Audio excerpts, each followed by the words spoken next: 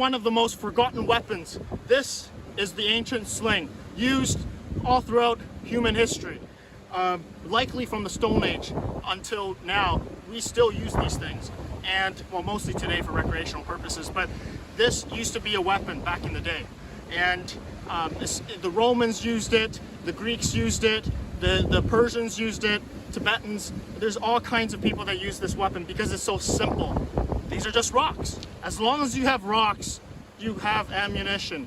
And they're typically used by the peasantry in most militaries. However, there are specialized slingers like the Rhodians or the Balearic slingers that were very skilled at slinging and has ranked up in the ranks of the military because of that. But generally speaking, they're used by the peasantry of the military because this is cheap stuff. Like, this costs almost nothing.